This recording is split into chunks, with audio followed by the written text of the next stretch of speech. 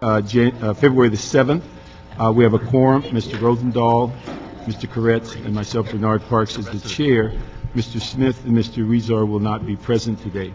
What I'd like to do is to start off with item,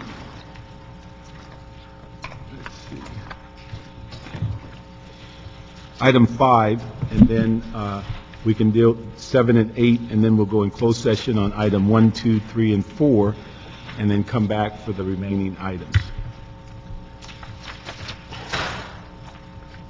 No, we're not going to do it, Stephen, no. So 5 in the record here. Item 5 is communication from the mayor relative to a request for a 6-month extension of the temporary appointment of Mr. Steve Anglais as interim general manager, office of the treasurer. Okay, thank you very much.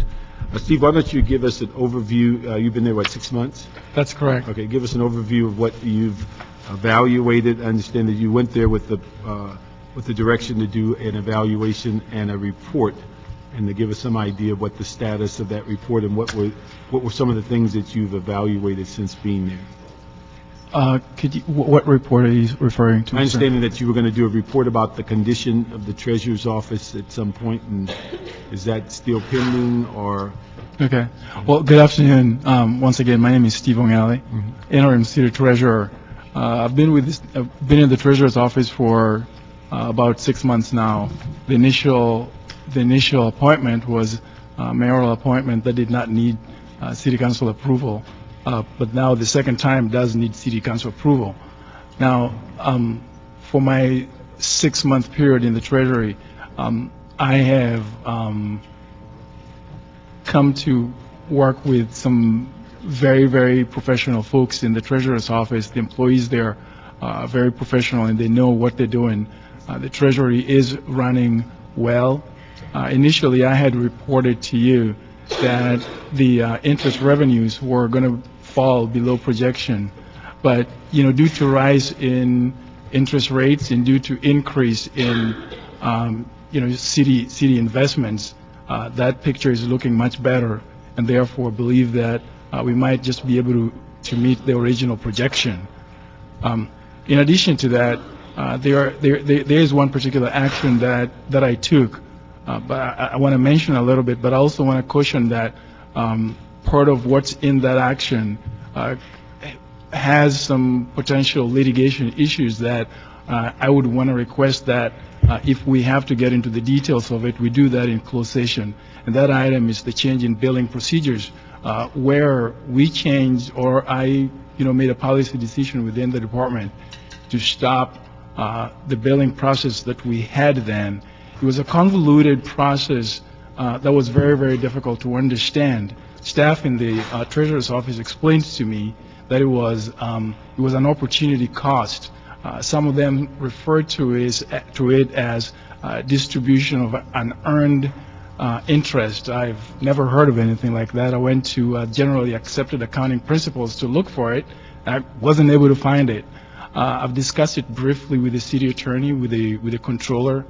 I've also discussed it with the CAO's office, and so far I have not been able to get validation for the use of this process, and therefore I decided to make a decision that I was not going to continue with this procedure, something that I didn't understand and my staff did not understand. Further details, as I said, I would just like to provide in a closed session because the potential litigation issues surrounding it. How long has that process been in place?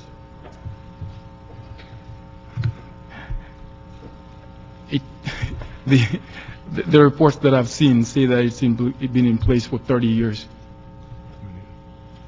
And without going into the detail, if your concerns, but tell us just in a thumbnail, what does it involve and how the Treasurer's Office basically invests money and return the interest rate back to the departments that they are managing it for? What is the... Okay, okay. The system, as I found it, had two different. I feel very uncomfortable going into this, but there was a formula that essentially took money off the top of interest earnings of different funds and different departments and placed it into cities' interest or general funds interest earned revenue. That's the way it was done. Currently, what I've decided to do while I wait for City Council to take action as to whether to implement the 10 basis point allocation system that we would be using, assuming you approve it, I basically created, well, not created, there is a miscellaneous revenue source code. I think it's 4221.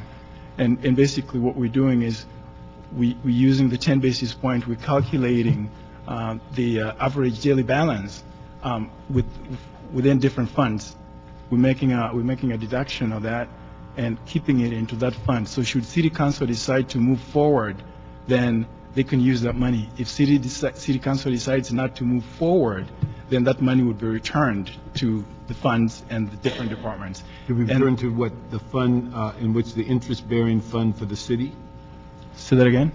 The money you say would, if the City Council chooses not to go forward on that, those funds that you're setting aside would go back to the general fund? No, it would not go to, well, the intent would be for it to go to the general fund. However, if you decide not to take action, or if you took action to the contrary, then the money would be returned to those funds and those departments from whose interest earnings we deducted that money from. Okay. So what you're looking at is what, if I understand it, is that the current practice, if I understand it, takes money out of the general fund that you don't believe should be coming out of the general fund. It does not take it from the general fund. It takes it from. Let me go back. It takes money, the funds should be flowing to the general fund that are being sent to other funds. Is that your understanding of what you're saying? No. What I'm saying is funds are deducted from other funds, interest earnings accounts, interest that have been generated through investments on behalf of those funds. That's right. Funds deducted through a formula that's pretty difficult to understand, and then are deposited into the general fund's interest earnings. So we are calling it general fund's interest earning, but it's really not general fund interest earning. It is earnings that are deducted from other funds and then deposited or commingled with general fund interest Right, earnings. just to reverse, it would be a reduction in the general fund interest. If you impose the new rule, it would be taking money out of the general fund interest and leaving it in the accounts? The opposite of that. If we adopted the 10% basis, or the 10 basis points, which is 1/10 of 1/10% deduction from those funds based on daily average balance, then the proceeds, the net proceeds in this case, $1.2 million, would be deposited into the general fund, not as interest earnings, because it's not, but as treasury management fee. Oh, I see, okay. Let me just ask you a couple other questions on the sense of, I believe was asked to look at the process of whether it is feasible for the city to move forward on a merger of the treasurer and the Office of Finance. Has that study been done, or what's the status of that? It's in process, and it's I want to say to the tail end of it, and I've been working closely with the Office of Finance and consulting with the CAO and the mayor's office. Is this something that will be proposed in the 11-12 budget, or is it something that will be going outside of the budget process? Once I'm done, or once we are done with the process we engaged in, I do believe that the mayor's office, working in conjunction with the CAO's office, would probably decide the most opportune time to bring it to City Council as a proposal. So at this point, it's not planned for the next year's budget? I do not know what the mayor's office has in plan. It's potentially could be there. It could also potentially be in the mid-year. I'm not quite sure.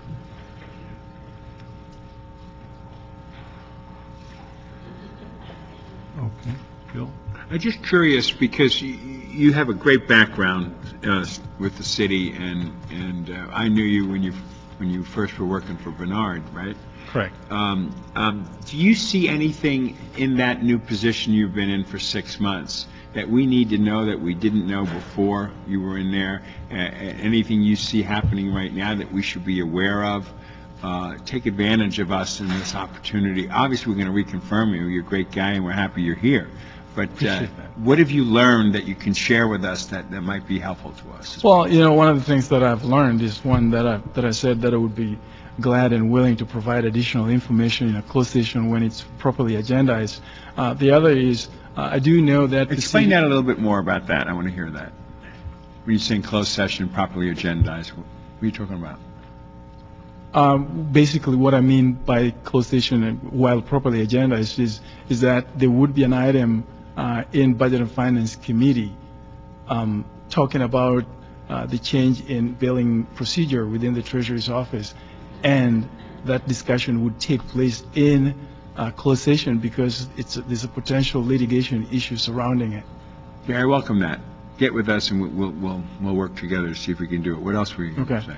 The other thing that I learned, because I am cognizant of the fact that the city is facing some challenging times, especially with regard to finding funds to keep going on a going basis.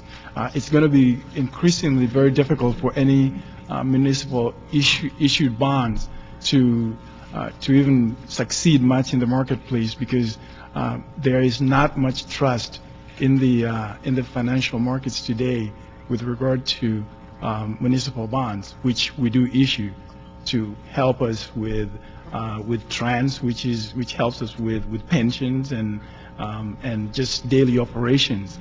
So I'm looking at different ways in which maybe we could help our liquidity issues without necessarily going to the market the magnitude that we've been going in before. Great, that's it for me. Thank you for what you've been doing. Thank you very much. Yeah, I don't have much to add, although so far I think we all think you've been doing a great job, and thank you. Yeah, we're happy with that. I certainly am. I was going to ask a similar question. Do you see any places where in the transportation arena we could generate more revenue that we're not doing currently? Well, that's not. Let me put it this way. That's an Office of Finance kind of question, because they do collect revenue. My responsibility is to take that money that they've already collected and deposit it in our house, in our commercial banks, or to invest it in long-term or short-term securities. So in terms of generating revenue with transportation, I know that because they adopted, or because of the change in the parking meters, the way they were transformed to accept credit cards, there are merchant fees that are being charged to us, and so that's a cost to the city. And what we're doing in the Treasury is to look for ways in which we would pass that cost to the customers, the people who use the parking meters, so that we don't bear the cost, but they bear the cost. So that's you would call it cost avoidance, and people would call it revenue generation. So that's the only area that I can discuss with regard to what transportation revenue increases we could realize. Thank you. Let me just ask, I think you were asked to be part of a task force that dealt with Mr. Alacon's motion on banking responsibility. That's correct. Is that task force moving forward? Is there anything that you can report on it? The task force is not moving forward. The last time we were in committee, I made a request to the chair of the committee to allow me to provide a written report to the committee in 30 days. Now, what is this Jobs Committee? Yeah, that's the Jobs Committee. And so within 30 days, I am hopeful that we will have that report ready and provide it to the committee. Okay. But let me ask, Ray, when we had that item on banking responsibility in this committee, we gave some direction. Is that on hold? Yeah.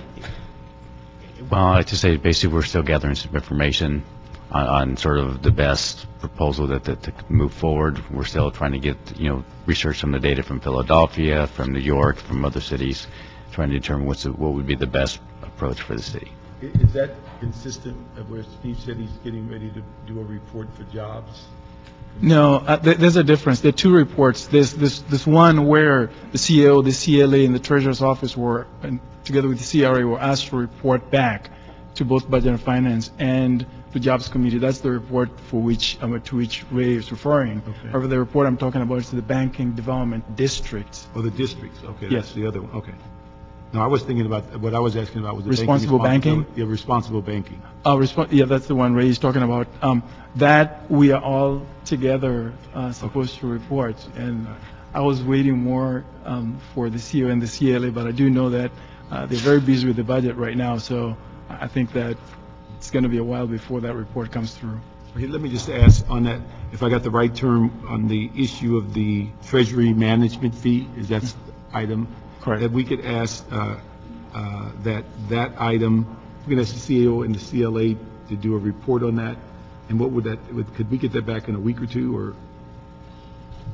And we're going to have, and then have that in closed session so we'll clearly understand it. And I'd ask that we not implement it until we have a better understanding, so that we're not dealing with it in closed session on litigation at a later time.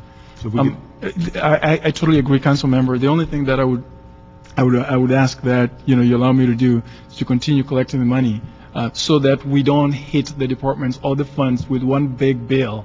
you can move forward on your internal process, but Okay. I think the issue is until it's final, Yeah, anything you're doing now is reversible. correct. Okay, so what we'd like to, before there's a final decision on it, is to have the CAO, CLA, and the treasurer to look at it and come back with a report, so we clearly understand what this fee issue is and what's the best way to go about it. If it's been in place for decades, doesn't mean it shouldn't be changed, but we need to find out the rationale of why and what would be the process to change it, and actually whose funds are going to be impacted. So if we can do that, a couple of weeks. February 28th meeting. Now, the 28th, we're out in the South LA. Thank you. I think, So that would yeah. probably not be a good meeting Okay, then. So, one after that. I'll talk to staff, and we'll try to, yeah. okay, you guys figure out what day, but we'd like it back in a reasonably short time, and then that way we can bring it in. And then we also need to ask the city attorney whether it's appropriate for closed session, so when we schedule it. Okay?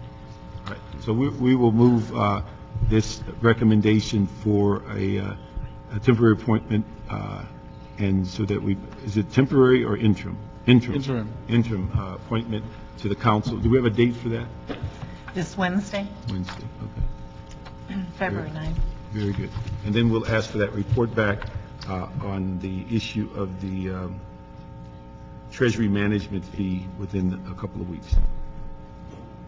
So if we'd ask Steve, as interim treasurer, to work with the CAO, CLA to help put that report together. Okay. Okay. Might want- Thank you very much. Now, we're sitting there, we'll just keep you there and deal with 7 and 8. Yeah. We have 7 and 8. 7 is the investment and cash report for the month ending September 30th, and item 8 is the investment and cash management report for the month ending October 31st, 2010. Hi, with me here is Rick, who is Senior Investment Officer with the Office of the Treasurer, and he's going to help me, go through this report. Rick? Yeah. And if you could, we don't need to go through each report individually, but give us the most updated information as to what these reports cover, because this is October, so we're in a lag time of a few months. So if you can give us the most updated information, particularly in line of our projections and what we'd expect on the return on those investments. Okay. With respect to the economic update, since these reports have been written, just a couple economic statistics. The GDP came in, again, a little bit higher than expected at 3.2% on a national basis. As far as the CPI, as far as inflation, it still remains kind of, again, below expectations. Came in at fourth quarter of 1.2%. with respect to unemployment on a national basis, came in below expectations. Expectations were at 9.4%, came in at 9% nationwide. That is seasonally adjusted. With respect to the Treasury curve, I'll just, again, as far as respect to interest rates, rates have risen since these reports have been written. In some cases, as much as 100 basis points in that last couple months fairly quickly, which means that our reinvestment rates have jumped up a little bit. As far as, with respect to turning over the portfolio, we don't turn the portfolio over too much. But again, we were able to reinvest some of the shorter-term securities, and longer-term securities are yielding a little bit higher than when these reports were written.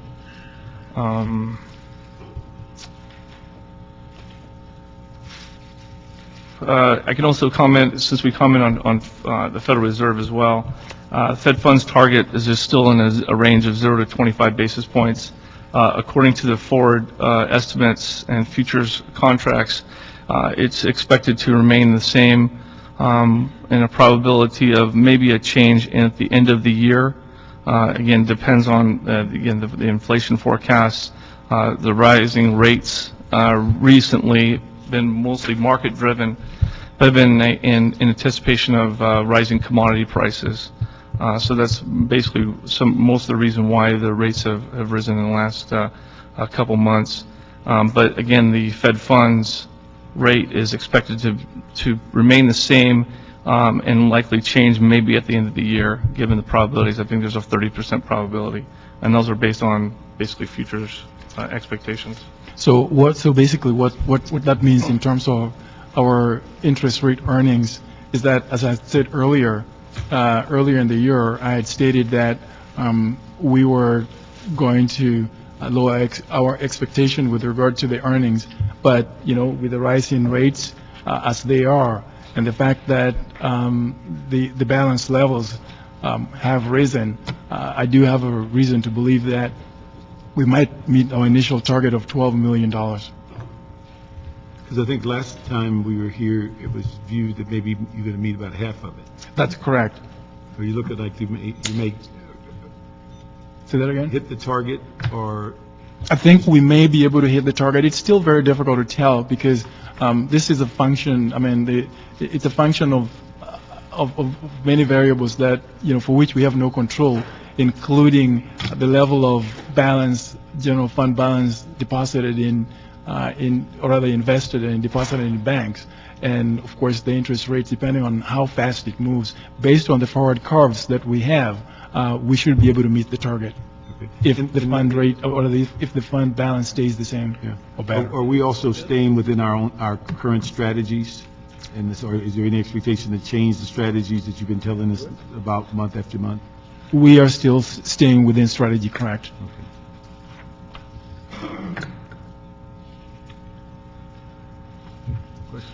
No. Then let me ask one other thing on, do we see any, with, how is it impacting us on all of the issues dealing with mortgage foreclosures? Have we moved out of those types of investments, or is that still impacting us, or how we are dealing with the whole mortgage interest and foreclosure issue? I do believe that we still have a few more mortgage-backed securities, but Rick can confirm. Yeah, we have, a lot of those mortgage backs have rolled down, and so the principal balances are drastically reduced as there was a lot of refinancing activity. But again, we only hold agency-backed mortgages, and I believe the balance is fairly low. Even these two reports they're even lower than before. There's been a lot of prepayments within that range. Our mortgages are very short because we only have a 5-year restriction final maturity on those. So again, it's a lot smaller than it was then. Is there a percentage of what we're involved in? Yeah, let me see what I got on this paper.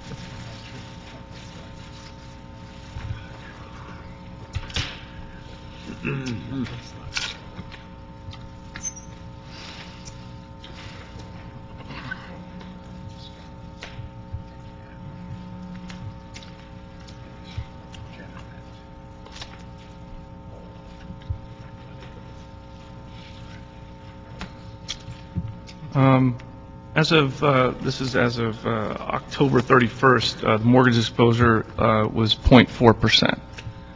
And it's likely to be a lot smaller than it is right now, than that is right now quoted. Okay. Let me go back to item 5. Let me ask, I forgot to ask you one question. How are you on personnel, and are you dealing with the managed hiring, or do you have all of your funded positions, or where are you on that? I really do appreciate that question. With regard to personnel, we have authority for 35 employees. We currently have 28 positions that are filled, so that's a pretty high vacancy rate. I will say Give me that. those numbers again? Excuse me? Give me those numbers again. We authorize for 35 employees. We have about 28 right now. And what I'm saying is that, because we have to go to manage hiring, and our positions initially, the way I understood it, were exempt from managed hiring. I want to say that it kind of like makes it, a little hard on us. And I have to say that, the activities that we undertake in the Treasurer's office are such that any slight mistake that we make could cost the city, millions, potentially even hundreds of millions of dollars.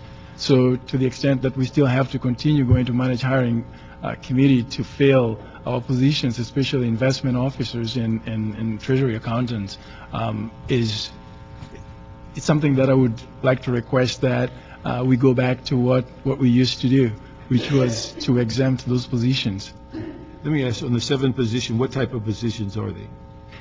Are they high-level positions? Are they entry-level? Or? Currently we have 2 high-level positions that are vacant. One of them has been authorized. One we have not requested yet. We have one investment officer position that's open, and I have to say that that's having great effect on what we are able to do or what we may not be able to do when it comes to investments. So last year we had a portfolio of about $6 billion, and we had 5 investment officers, or 5 folks working in investment group, 4 people working in investment group. Now we have $8 billion, and we still have the same number. We have 1 vacancy that I'd really like to fill, and I'd like to get the exemption if possible. When you mentioned the high-level position that's been approved, what level is that? Is that assistant general manager? One high-level position that has been approved by Managed Hiring Committee is the Departmental Chief Accountant 4. I have so far not filled that position with the class that was authorized for the position. It's currently still filled by an acting personnel. And reason being is that I'm trying to evaluate if we really do need a departmental chief accountant at that level. Because as you know, our department is only 35 people. And so, a person doing departmental chief accountant normally, does or has the duties of doing accounting relating to the department. And so accounting related to the department by itself, just departmental activities, other than the treasury activities, it's very small, and I didn't think that we needed that position. I will. You think this position is? I think it's a little too high. Correct.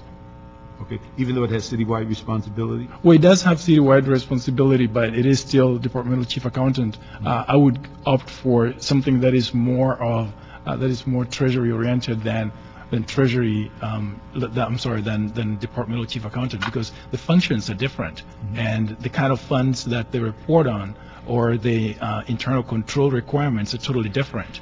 Okay. Are the positions that you normally hire are internals? Promotions or upgrades?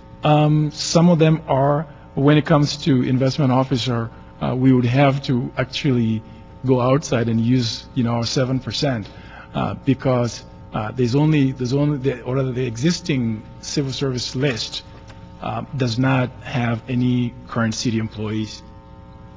So when you go out and to manage hiring, they give you a position to fill, do you get the backfill at that time? If that position normally we don't get backfill authority.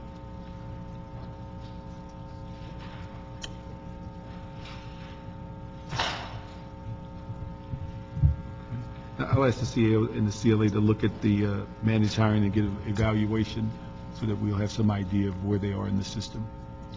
And if I could take that point, we're dealing with now 8 billion versus the 6 billion, as you Correct. mentioned before, and an additional person. What do you see that person doing that the group isn't doing, or that would add to the group? Pitch me a little bit more on that. Basically, basically, the entire group is involved with placing funds where they ought to be, following our investment policy. But in addition to that, they engage in monitoring securities to make sure that we are not invested in a very risky security, or if it falls below investment grade, then we need to get out. I'll give you a case in point that took place before I went to the Treasury. When last year, the year before last, when Lehman Brothers went bankrupt, our investment officers, based on their research, just monitoring the securities that we hold, were able to realize that the firm was in danger and of potential bankruptcy. And if they had not, taken action to sell the securities, then the city would have lost millions of dollars. So I'm just saying that not having that extra body could potentially cost the city, millions of dollars. But in addition to that, they also help write these reports that we are reporting to you here today. These folks are also furloughed. But I will tell you that even the days that they are furloughed, the financial markets are open. The banks that we deal with are open as well. So if we were to get into a position where, one of our security is immensely at risk and we don't have enough personnel to evaluate and take proper action, then like I said earlier. What kind of furloughs are you experiencing in your operation? We have, for our investment officers, they have 16 furlough days. So they literally aren't watching the shop, or are they still doing it for us, but they're not getting paid for that day? Say that again, sir. Could you repeat the question? Are they literally not looking at the ticker and all of that stuff, and they're actually not doing anything because they're stupidly furloughed, which I think is a stupid concept to begin with? Well, if they're out and they're at home, then yeah, naturally they're not going to be. But they're not connected to you working anyhow? No, they're not. They're not. However, we could do that, but then, of course, if they're furloughed and they're at home, we couldn't do that. We would be violating Fair Labor Standards Act. Right. Getting them to work and not paying them for their work. If we didn't furlough those 16 days, do you have any sense of what that would really mean to our portfolio in terms of preserving it, protecting it, and increasing it? It's very hard to determine, Councilmember. It's normally easier to play Monday morning quarterbacking on this after the fact. Then you realize that, well, there's a mistake here that we could have prevented had we had, these resources. But until then, I can only say that, the potential losses could be in the hundreds of millions of dollars. Sure. I'd like you, as we go through the budget process coming up for the spring, to pitch us as being essential to the mission in the context of revenue generating, because we kind of have a philosophy that if it's a revenue generating position within the city, that revenue generating position would not be furloughed or would not be eliminated for the obvious reasons that revenue generating position is critical to the overall well-being of the city. So instead of taking a across-the-board cut in furloughs, I'd like you to pitch why that would make no sense, so that the policymakers can appreciate they're shooting themselves in the foot, cutting off their nose to spite their face, or whatever language you would use that would be sufficient enough to convince my colleagues of that. I do appreciate that. So I take it, Councilmember, that you're basically asking us to do something like a report that would actually look at our revenue generating positions and comment on whether or not and actually also cite potential pitfalls to doing that. Correct. Okay. I think it's very important because when we do the across-the-board stuff around here, one size doesn't fit all. And I don't agree. believe in that or buy into it. And it's time that we get that way when we have our next budget. Everything's got to be on the table, including that. You shouldn't accept that as a foregone. Appreciate that. And my staff will as well. Yeah, I think I would just echo Mr. Rosenthal's comments. As I've said many times before over the course of the last year and a half, I think we do a lot of things to save money where we're penny wise and pound foolish. And obviously having a managed hiring program is a good idea, but not allowing it to be judicious enough to allow hiring where it is shooting ourselves in the foot, I think is a real problem. And with the potential losses here and the potential downside of a modest cost of either reducing the furloughs or hiring an extra person, I agree with you that it's an obvious choice, and we should try our best to send that message to council and staff. Appreciate that. If I may, I would just like to make one small comment that the Managed Hiring Committee, we would welcome any request to unfreeze an investment officer. As we have not seen a request, we have nothing to weigh in on at this point. I think what Steve was referring to is last year in 9-10, the investment officers were exempt from managed hiring, and in the current year they were not. So I think that's he would probably like that exemption. But I think I can speak for most of the managed hiring members that if we did see such a request, we understand the importance and would So that's grant not come approval. before you yet? No. It has not gone yet. Okay. So the thing, one of the things I think we have to think about too is that it's always good to talk about what we shouldn't cut, but if you don't have another part B of what we should, that's always what hangs up the story. So if it doesn't slow down in Treasury and it ends up in cultural affairs, or if it ends up from cultural affairs to Rec and Park, somebody's biting the bullet because it's the same dollars we're dealing with. So I think we all have to be aware of that. Councilmember, I totally agree. And you know what, I used to make that point when I worked in council office and when I worked in the mayor's office. And I know that, you know, my role is a little different now. But like Councilmember Corrett said, and Councilmember Rosendahl as well, is that, you know, not all positions are the same. And, you know, the potential risk of not having an investment officer and eventually losing hundreds of millions of dollars, I don't want to believe is the same as not having another position in the department you mentioned. I think the risks are totally different. Well, I think what we'd ask you to do is that, first of all, get that before the managed hiring, and we won't criticize them until they get it. And then secondly, I think what's important is that if there are other positions that are less involved with the revenue generating, that might be a very valuable trade-off. So those are things I think we have to look at. Mr. Chair, is there a reason why we couldn't make a motion to, from this committee, to encourage them to look at hiring this position? I think we just encourage them to get it to them so that they can look at it. They've never gotten it.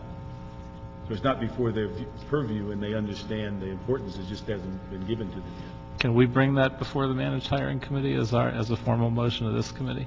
We can ask Steve to get it before them. And we can ask the committee. I totally agree. Two of the three members are here, and we can ask them, as soon as Steve gets it to you, will you review it? We'll look at it as quick as we get it. Not to talk the issue to death, council members, but we had, you know, maybe we were misinformed because initially we had an investment officer position 2 open this year, and we were able to fill it through what we perceived as the exemption. And so we went through the process again, and still it takes a long time.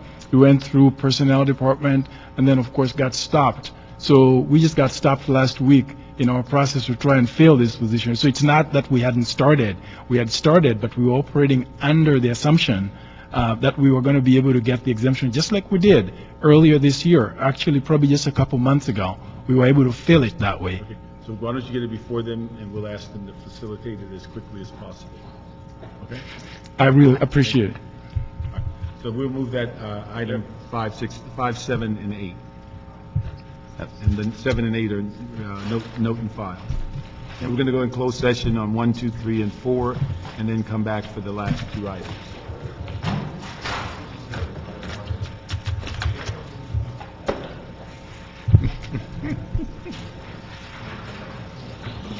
On relative to the transfer of funding from fiscal year 2009-10 Cultural Affairs Council Civic Fund account to the Cultural Affairs Department and possible identification of other funding for the continued operation of art Oh, yeah, facilities. let's get this, and we're going to, this, number 6 is, Bill and I have been working on it. Okay, do we have the staff? I think there's 2 parts in it.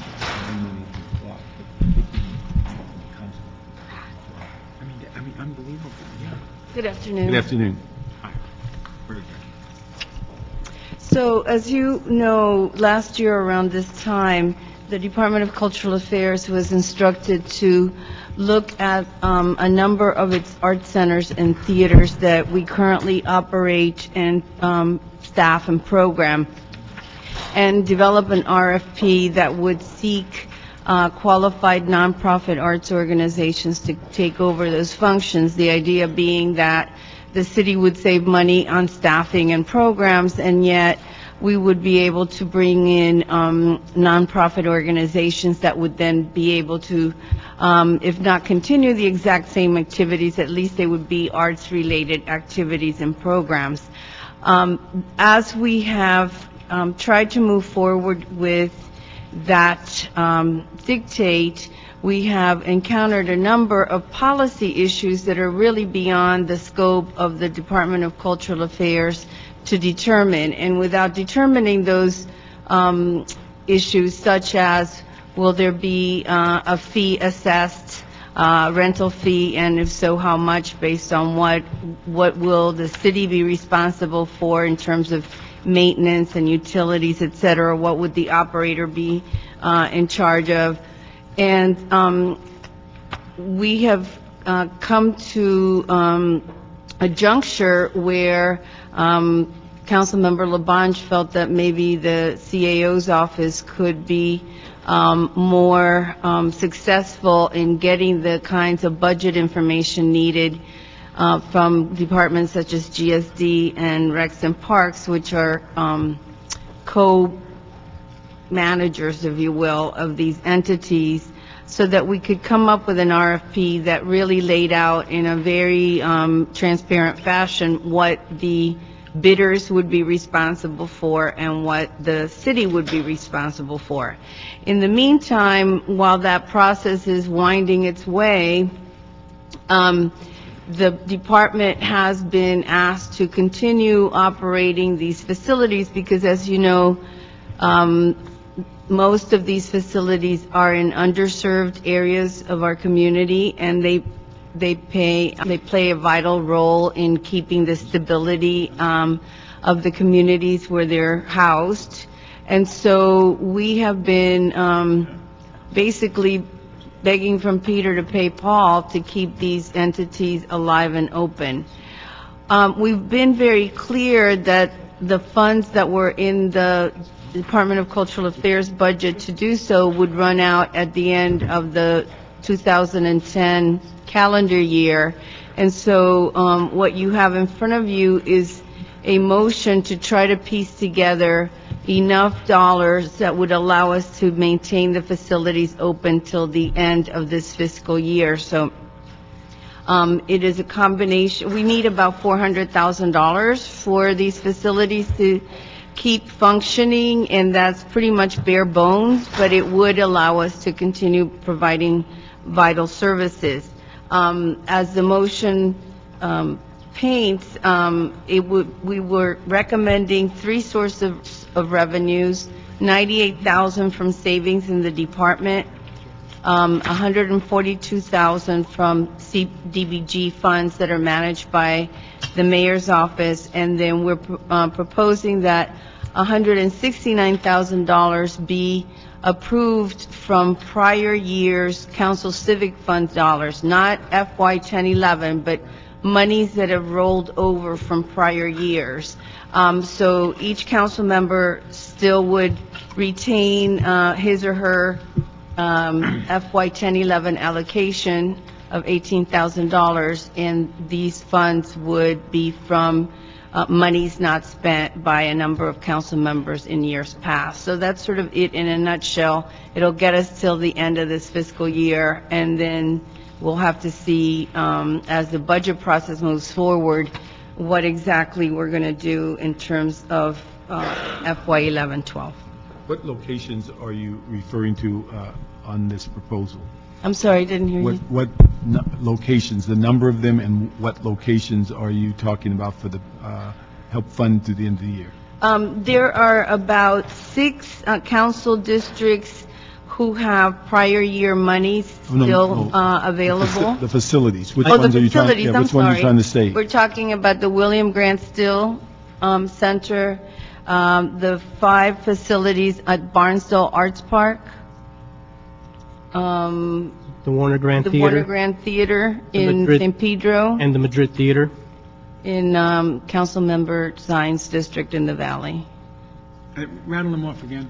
Okay, so it's the William Grant Still Center in South Central, the 4 or 5 facilities at Barnesdale, which is in Hollywood, Mr. Garcetti's, the Warner Grand Theater in San Pedro, Ms. Han's district, and the Madrid Theater in Mr. Zines And district. that's where you get the money from to make... Those are where the facilities are located. Yeah. The monies that we're recommending be utilized are from prior years' funds that were not used by a number of council members. And those would be from council districts 1, 2, 7, 10, 11, and 13. What's 11, how much? That would be you. I know, how much money? Go ahead. We're looking at about $10,000 of prior years unspent monies. We're going through, these are monies that represent not just 09-10, but 07-08, 08-09. They're previous years' monies that have not been spent by the council offices. We also have your available balance from this year's appropriation, if you're interested in those figures as How well. much is in the old money? I'm sorry? How much old money? We're looking at about $169,000 of old money, $169,044 to be exact, of prior year's monies that were reappropriated into this fiscal year. Okay. Have you talked to these council offices about this money? We haven't approached each council office, no. We wanted to come to the Budget and Finance Committee first because we felt that this is such an important arbiter of financial matters that we felt that we'll do that, but we wanted to know if you guys agreed with this plan first. Let me just tell you what my concern is. I can see us seeking, particularly since we're going through block grant process now, to see if there's funds or reallocated funds in the block grant. Because the civic funds are discretionary in the council, I think you almost have to ask them if they are using them, or if they've basically allocated them, or if they have plans for them. Because one of the things that has come up in the most recent budget exercise is the council and the mayor is going to give up about $1 million of their discretionary funds. And some council offices may be relying on those funds to make that contribution. So it would be, in some instances, a double hit. But I would suggest, if you, because as we said before, civic funds are housed in cultural affairs, but they belong to the council office. I know we use ours every year. Yeah, you're very good. Yeah, but again, others don't, but we don't quite know what their commitments are. And so it'd be very difficult for me to vote to take $169,000 from different discretionary funds without them saying yay or nay. That's right. Well, we know what council people have in their funds now. So, for example, Mr. Rosendahl, of the $18,000 that you were allocated this year, you still have $15,520 till the end of this fiscal year to spend. Mr. Koretz has the full $18,000 available to him. Let's see, Mr. Parks, But the encumbrance on my part is real, so you just don't know about that. Correct, but I'm telling you about what you have now, and that wouldn't be touched. We wouldn't touch any current year monies. This is old money. Yeah, well, old money is, real money is. Well, I know, but I'm just telling, I'm I just concerned. want to make sure that, Yeah, no, I understand. Yeah. What does your record show for CD8?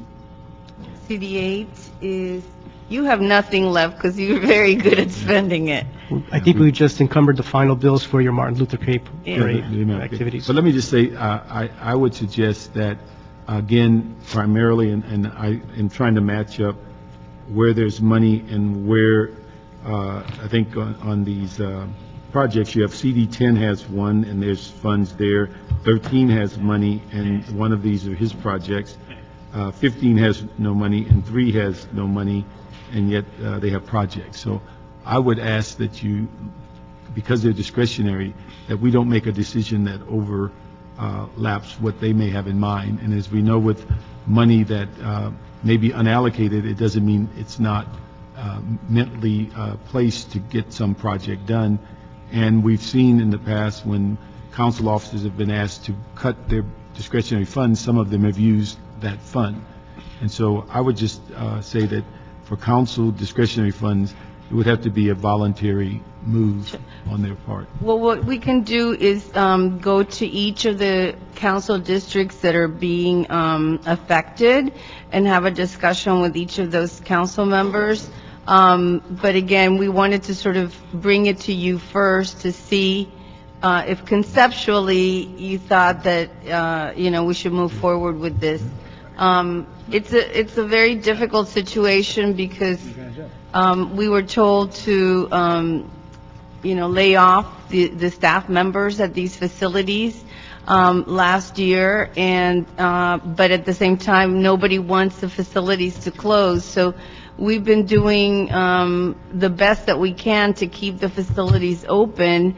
But again, I would emphasize that, the reason that the RFP isn't moving forward more quickly is because there are very real policy decisions that the department just cannot make. It really takes you all to make those kinds of decisions. I agree with you. Let me just ask you something. The Vera Davis Center, are you familiar with that? Yes. I'm sorry? The Vera Davis Center, Mhm. and it's in Venice. We consider it a cultural arts facility and Correct. has been. Is this included in the list of your centers? In the list of centers that will be funded by the proposed use of these funds, no. But it is, the Vera Davis Center is one of the facilities that we will ultimately operate. It's Okay, just 2 points I want to make. Like Venice Arts Group wants to go in there. Right. And I'm getting bureaucratic blowback on giving them a key.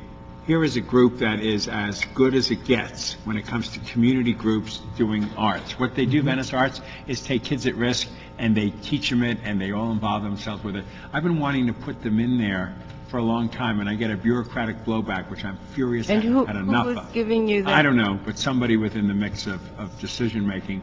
And so that's issue number one. But issue number two is at the Vera Davis Center. It sounds good on paper to say, let's get the not-for-profits in, let's go market rate. But the not-for-profits are suffering as much, in many cases, some even more. And they don't have those kinds of fundings. So I got some very rich facilities and a lot, rich in the sense of art and joy and involvement.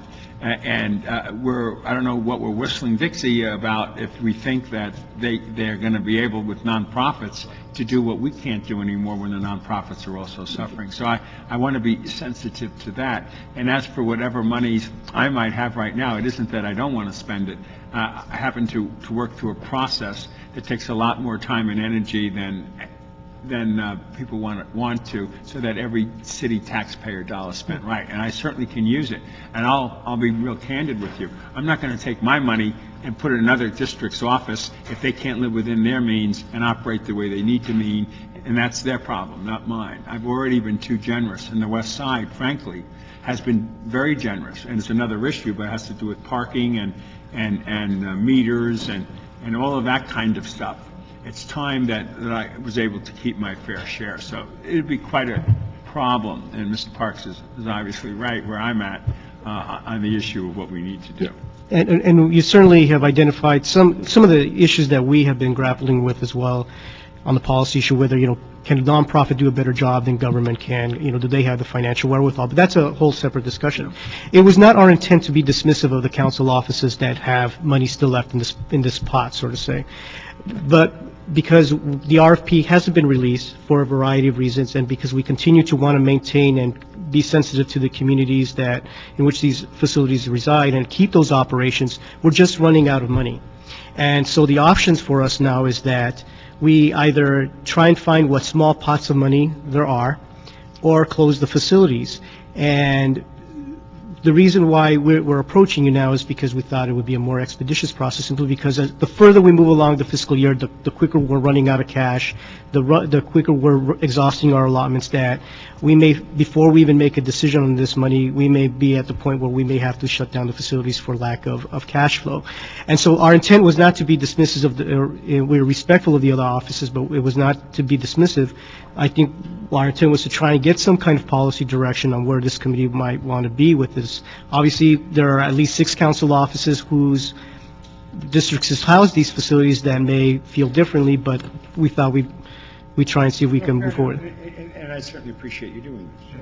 Let me ask you, have you looked at, in those offices, and I think all of them have a CRA area, 10, 13, 15, and 3, to look at their CRA arts money? Yeah, well, CRA doesn't give up its arts money for us. Better. Yeah. The thing is, if it's in their council district and the council member chooses to use that money in that fashion, and it meets the criteria, I think, and all of them have CRA areas. I'm just trying to give another option. So far, every time that we've turned to the CRA, just to be blunt, asking them for money for any particular thing that we're doing, they've said... The council member asked. Well, if the council member asks, that's different. That's what I'm so, asking. If yeah. they're trying to save, because I think at least, let's see, at least 2 of the council members that have facilities signed the motion. That's right. And so if they have CRA areas, it would seem like Well, they'd be yeah, interested if the council people would be willing to do that. Well, I just want to be candid about that, just so you can hear my story. I have no CRA money. I don't have any CRA projects. Since I've been on this council 6 years, I've asked how many projects we have. I'm told we have 36 of them. I said, well, what has sunsetted, and when will they sunset, and when will they go back on the tax rolls? All I got was mumble. So I'm more sympathetic with Jerry Brown about how that money is played. And I'm also pretty upset the other day that money was set aside, $53 million, for Eli Broad's support systems downtown. I was in the hospital, so I couldn't have voted no. But, the CRA is as much an issue that needs to be dealt with in a different way than it has been dealt with in the past. Obviously, I believe in blighted areas being fixed up. Obviously, I believe in moderate to low-income housing. I believe in all these things, but I don't believe in never putting them back on the tax rolls. And so those folks should look at their various pots before I go at it. We'll certainly take that message. I think, we have very few, I understand, Councilmember, this is a discretionary pot for the council. I think, but internally, we identified about $400,000 that we needed to carry this project through the end of this fiscal year. We came up with about $98,000 of our own internal money. And this is before we even had to identify the cuts or the necessary cuts for the revenue shortfall as a result of the parking revenue shortfall. So, we're scraping the bottom barrel and of what we have left, and I think this is simply an outreach to say we've exhausted our cash, we're running on fumes, we're looking to see whatever pots of money there are. This is one potential one we're throwing it out, and So you understand, the only big chunks of money that we have are the grants that we make, and we're already in mid-February, and all of those contracts have been signed. So it wouldn't be fair to go to a group that's based in Venice and say, whoops, we can't give you a grant any longer. So we're really trying to calibrate how we do our allocations, and it's very late in the game, and we've been sort of being very clear that our money was going to run out come December 31st, and it has, and we're doing the best that we can to cobble something together, because Yeah, every time that we go to a public hearing at one of these centers, it just breaks your heart, you know? We can go back to the council offices. I think that just means that it's a little bit of a delay. I think our intent and our hope was that we could move the discussion forward into the council chambers. But if it's your, if it's your recommendation, we go back, we could certainly do that. Well, the thing is, what I'd ask you to do, because we're getting close, what is the deadline? Well, we have enough money probably till about, if the CDBG money comes through, we probably have enough money till the end of April, or, you know. Well, I would suggest that we move it with giving you direction to contact the council office, particularly CD 10, 13, 15, and 3, and ask them about the use of their, if they have no civic money, the use of their arts money and CRA, or CNRA money in general, to assist in keeping their theaters open. And if you wish to ask the other council offices that have funds that are available, I think 13, 11, 10, 7, 2, and 1, if they have funds available, it should be done on their discretion whether they want to give it up. I would think if 13 and 10 have theaters that are in trouble and have civic funds that are not used, they may be more than interested to use that. Okay, we'll do that. So if we can ask you to do that, and colleagues, if we can move this to council, asking them to do that in the interim, and I think we can look at the record, we basically approve that the part of the motion that asks the CAO, CLA, and the mayor's office to identify block grant money to help pay for this for CDBG eligible facilities. But on the other issue that we asked the CAO and the Cultural Affairs to meet with the concerned council offices in CD 10, 13, 15, and 3 to discuss whether their remaining civic funds or unused or unallocated civic funds and CRA art money is available to resolve this financial issue. I'll second that. Thank you. Thank you. We'll move that item with those recommendations, and hopefully we'll have answers when it gets to council. Thank you.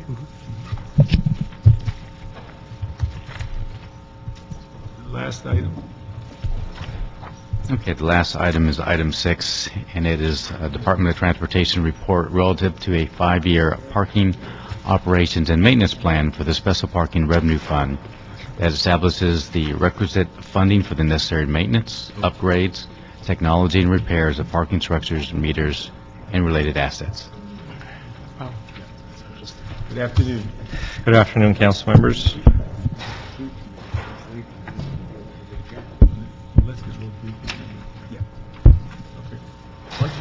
This is our long-awaited 5-year report. So why don't you give us an overview of what the recommendations and what you found in evaluating the current status of our facilities, meters, and what some of your recommendations are. Yeah, if I may, we also prepared a short PowerPoint that's being passed out, as well as a revised report. There was a few typos and a few corrections on the report that has been passed out. So you're going to just follow the... Mr. Chair? Yes. I'm going to have to leave before we do this PowerPoint. If I could just put in my 2 cents for 10 seconds, and I don't know if this winds up going to Transportation Committee or not. We'll get to transportation. So we'll have another shot. I just wanted to raise some concerns about the idea of taking money out of this fund when I think there actually are some areas, including in my district, that desperately need additional parking, where there aren't none of these other options really apply, where there isn't a lot of available shared parking to be had. And just taking some of these other actions, I think won't help any of these situations. So it's possible that it wouldn't be the worst idea to do it for a brief period of time in the economy that we're in, but I wouldn't like to see this as a permanent abandonment of the ability to build parking structures in the future, even modest-sized ones, to address parking needs in places in the city. So I have some concerns about this. I'll probably have a better chance to address them because I have to bolt out the door and head to the Northwest Valley if it comes to T committee. But I did just want to express that concern. No, it definitely will come to T committee.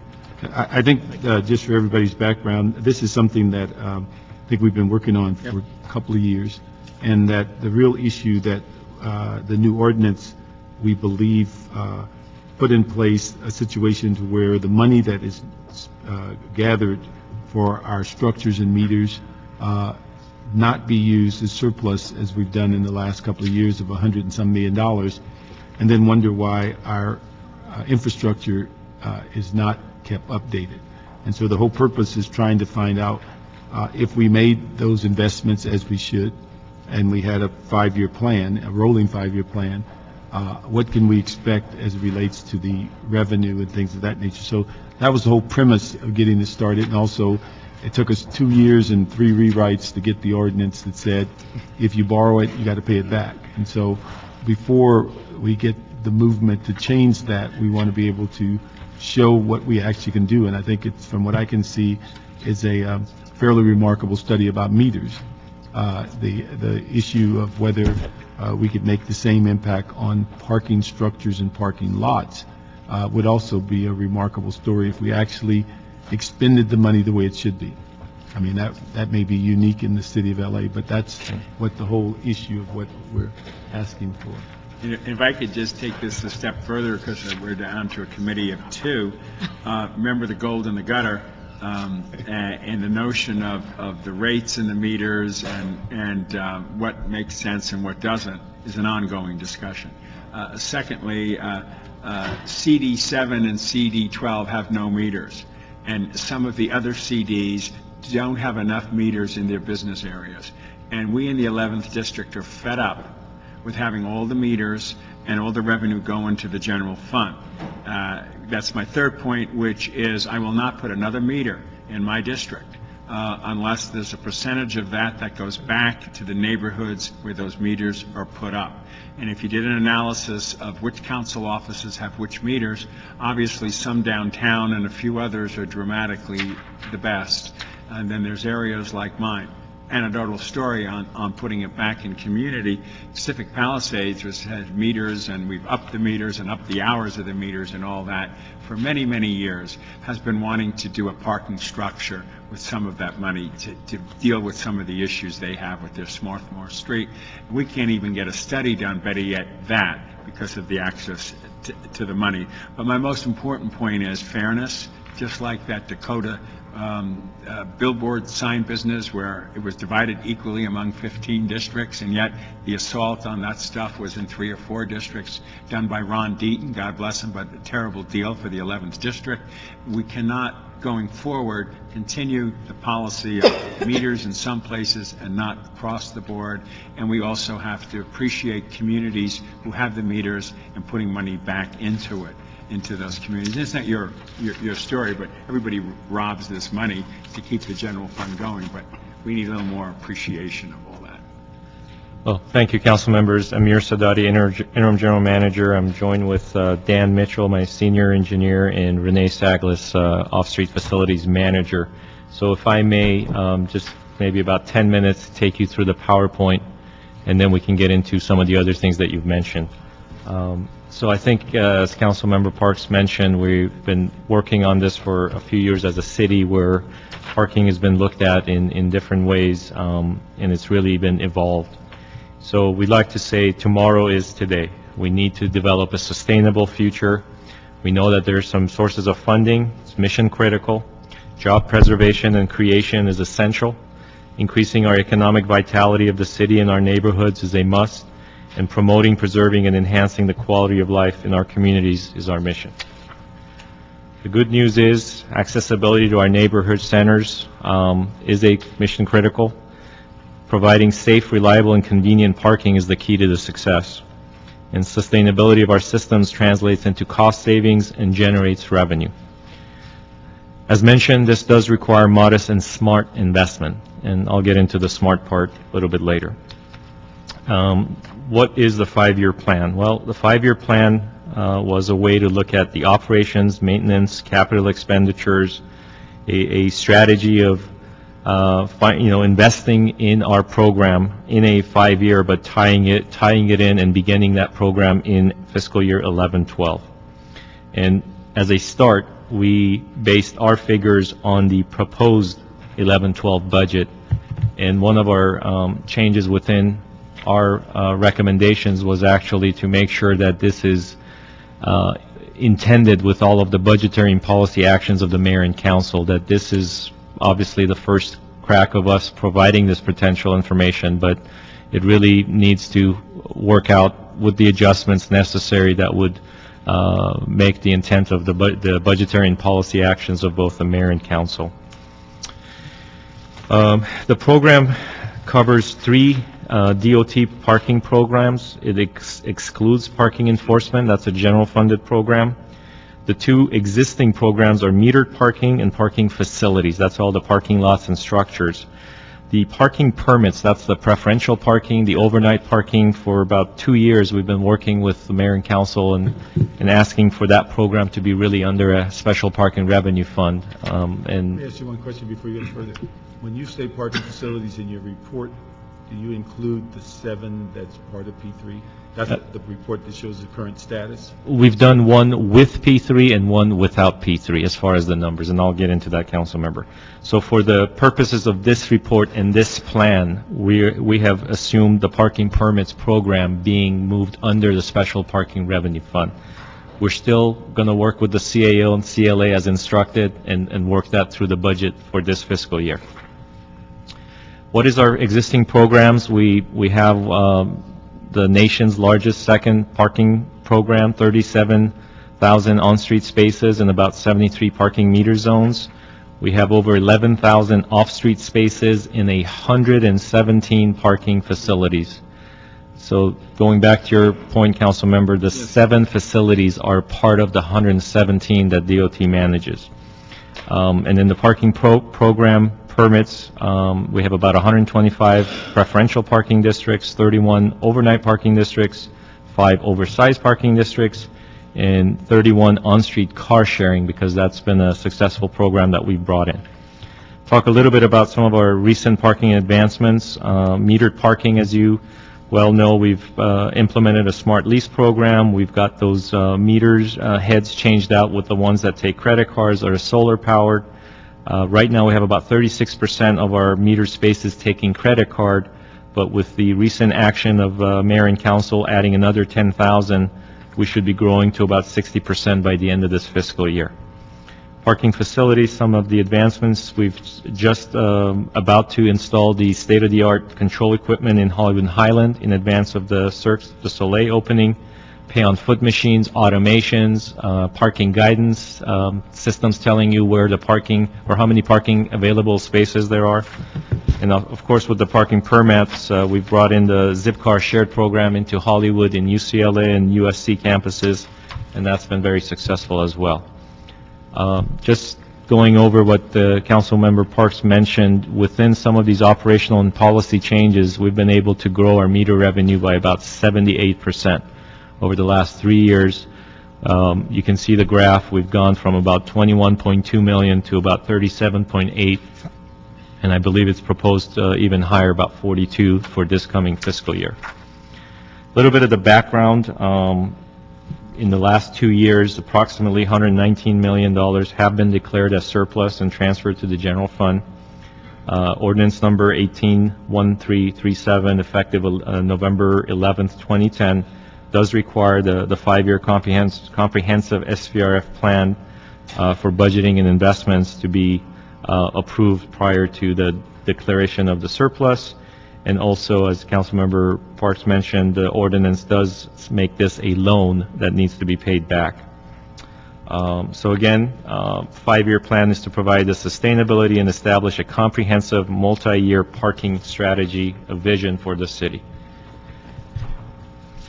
What are some of the overviews of the plan? Well, it's really smart and strategic investments to improve convenience and bring operational efficiencies, bringing the latest technology for equipment and also for equipment and staffing, automated performance measurements, dashboards and other means so that we can provide real-time information to CAO, CLA, and through the budgeting request. Remote monitoring, centralized reporting are key things that we've put into our plan. Obviously, establishing and implementing operational and maintenance standards. This is for a lot of our parking assets, the structures, and the lots. Just like everything else, I think it needs a little bit of staffing in order to make a $68 million program, so we've asked for restoring full professional program staffing. And again, continue what we've done, coordinating on-street and off-street the pricing. Professional staffing are people who generate revenue by being in that position to some degree. Correct. For example, the bureau head that was responsible for these 3 programs that bring in over $60 million was deleted as part of the budget. Yeah, and anything that generates revenue or protects revenue and brings revenue at a high level, they should not be eliminated. That's shooting yourself in the foot. So we've asked, it's in the plan and it's up for your review and approval as part of our proposed budget when it comes And to when you you. make that proposed budget, point out what kind of revenues we're talking about that person brings in. We definitely will. Can bring in or can relate to. Definitely will. And then going back to what Councilmember Koretz mentioned, expanding parking programs, and as you, Councilmember Rosano, where appropriate. And we'll get into that. So a little bit of the highlights is we want to obviously complete the technology upgrades, strengthen the security and accountability. That's the housing, the locks that protects the meters. Expand to new metered areas. Guided enforcement technology. Expand the express park, which is the demand-based parking pricing that we've talked about in high-demand areas, and also implement a 5 to 7 year rolling upgrade program so that we don't, as Mr. Mitchell always mentions, by the time you start painting the Golden Gate Bridge, you got to have a plan to go back and repaint it again by the time you get to the other end. On slide 11, this talks about what we've done, the meter upgrades. This is the chart that Councilmember Parks is very familiar with, but this is what we're talking about, the remainder of the city's parking meter program.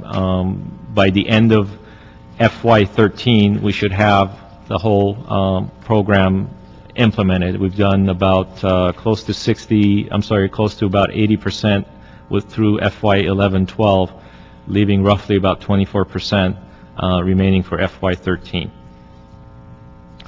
Some of the parking facility highlights, again, bringing new automated technologies, pay-on-foot machines, guidance signs, real-time parking availability, remote monitoring, having standardized signage and wayfinding signs to help the public find the parking, convert some of our free parking to paid parking where appropriate, and also have funding in there for conducting market rate studies. A lot of times, that's something that doesn't happen, is the ability to have market rates and also parking studies in order to determine, Councilmember Rosendahl, as you mentioned, that the need for a community's parking. So again, that's in the 5-year plan. I have that, just to make a note, somebody to look at. There's a parking lot right next to my West LA facility that was used by the court system, which no longer is there.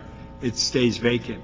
And the whole community would love to have access to it, and obviously I would like to make them pay and get a revenue generating opportunity. That is a parking lot sitting there. I know it's not our control, but when the governments look at each other these days, they got to look at those partnerships as well. Keeping a parking lot open and letting people use it and they pay for it is the right thing to do. So the clamor, and I'd like you to have somebody just take a look at that one over by my West LA office on Santa Monica Boulevard, and what do we need to do to get access to that, figure out a price that works, or maybe either share it with the state or keep it ourselves, but work out some kind of a way in which a vacant parking lot could become part of an asset.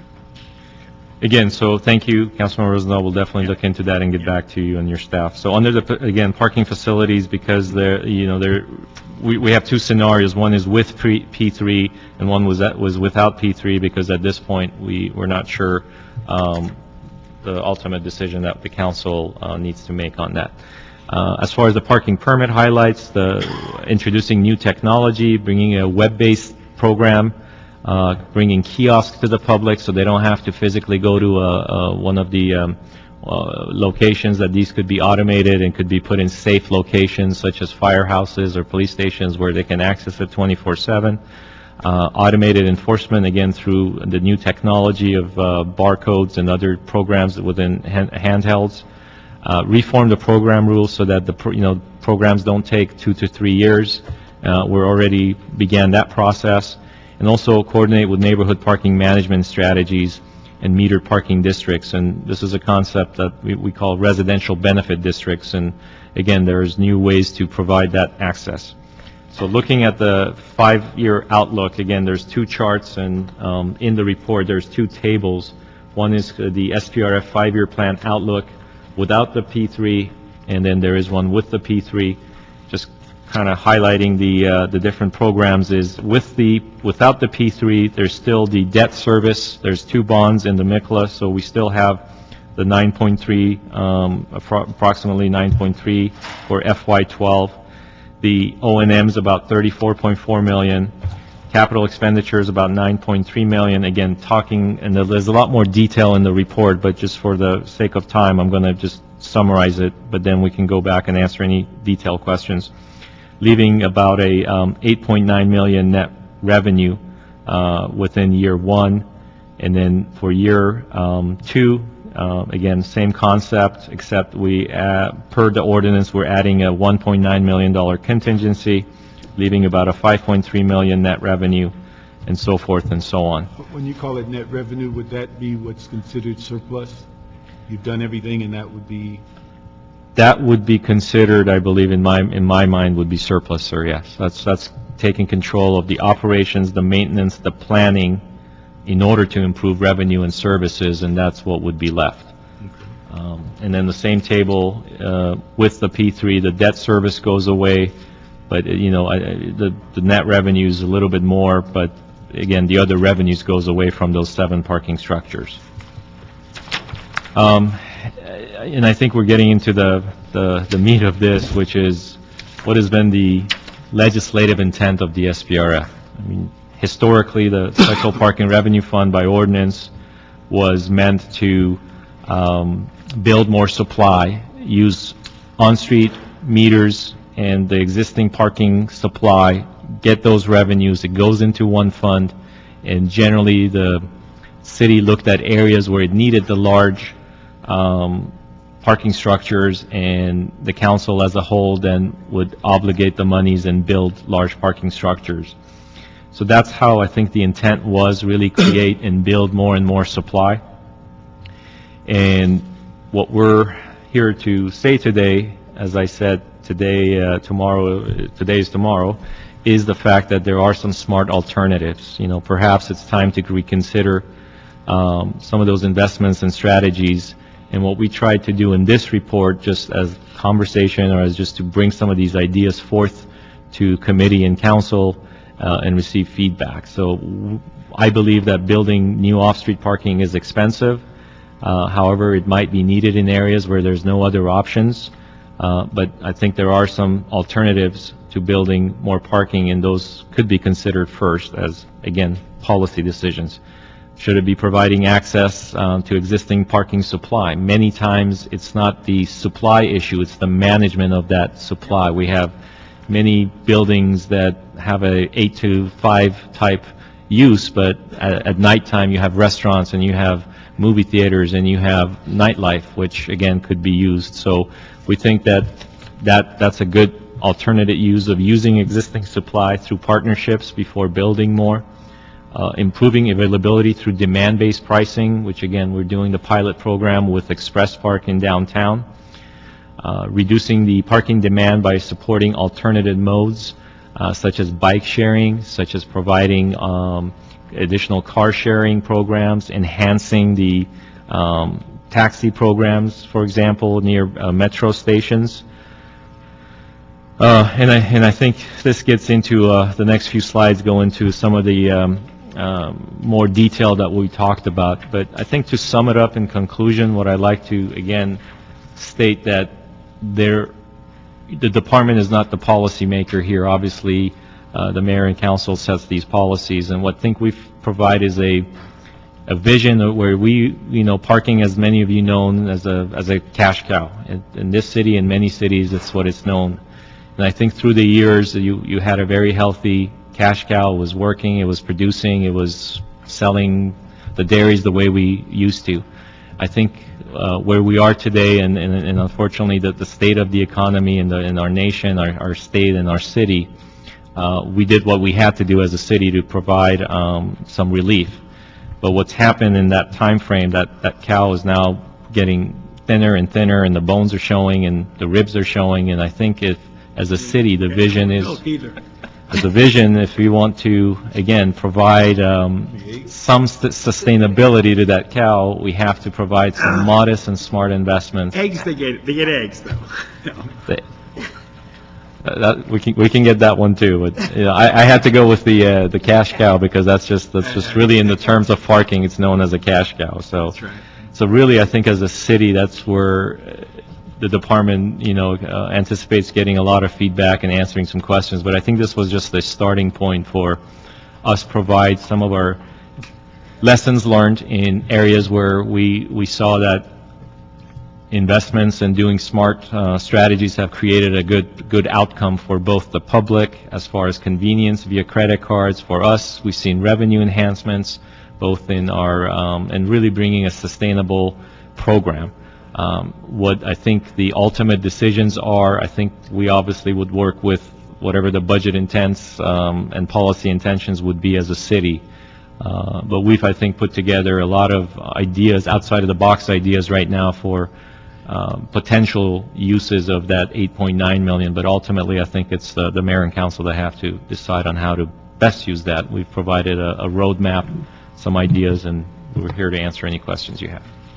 Let me start just a few questions. Is that when you look at this operation, do you think that the other parts of it, the parking lots, will come even close to what we've generated in net increase that we've done on meters? Or is meters just such a unique issue standing alone? Yeah, that's a great question, Councilmember Parks. And typically, and then going back historically, parking structures and lots were really made to help the economic vitality of that area and businesses, and typically the city has done a lot of subsidy in that program, whether it was a subsidy in form of covering the costs or the bonds or providing validation. So in our business, the parking structures, and I think that's what you've heard the P3 task force explain to you as well, that the way that we've built them and managed them, that there have not been money producing. In our plan, I think there are things that we've put forth, such as automation, technology upgrades, advertising dollars to get better advertising money so that we can fill those parking spaces faster and better, having market studies to see where the rates should be. So all of those things could help, but again, parking has been so expensive to build that I can't assure you that it will be a money maker. I mean, at some point, I think we'll see with Hollywood and Highland, for example, it used to be such a negative with the debt service, but even today, I think we're talking about $500,000 worth of debt that we can't pay. For the purpose of this report, though, I do want to be clear that we use the CAO's estimates as far as the revenue rate increases that was projected. So those projections for the 5 years, as far as what you've seen, is consistent with what the CAO has presented to you, or the P3 task force has presented to you for only the 7 parking structures. Now, the other thing, in your report, you talk about there's currently 2 parking structures under construction. Now, are they being built with all the technology that you're talking about? Yes, we were able to convince and get in there and get the pay-on-foot machines and the technology. And so that when they're ready to be open, we will not build a 1970 parking structure? No. Okay, all right. The other thing that, just so I understand, on the proposal that you want to move this function out of the DOT and into this program, the preferential parking, that's revenue neutral, because people pay exactly for the service they're getting. That's correct, sir. It's There's a fee. no drain on special parking revenue. No drain on it, no. And then on the issues that you refer to as the smart alternatives, that's area that you're recommending we should be going into once we solidify something as it relates to the policies on parking meters, parking structures, and preferred parking, that's an area that we should go into and looking at how to maybe leverage our money better than just building more structures or more parking lots.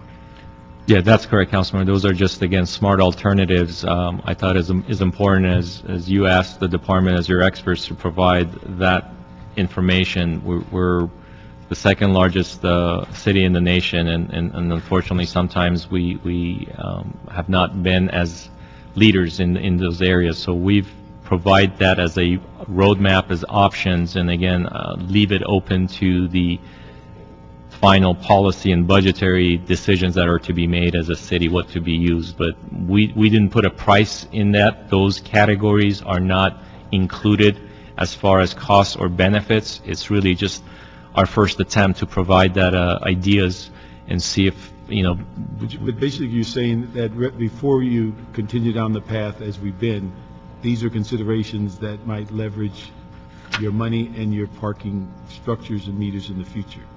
So that's what that's being proposed as, is ideas that are alternative than the course that we've been on. Those are ideas I just think doing the status quo, I don't believe is the right approach.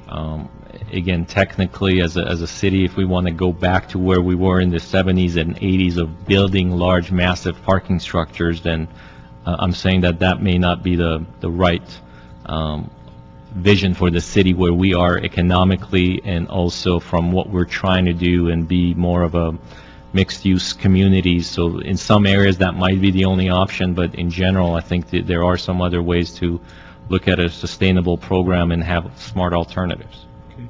And then the issue you mentioned in a couple of places in your report, that there is an expectation of a $10 million subsidy or something for 11-12. What was that?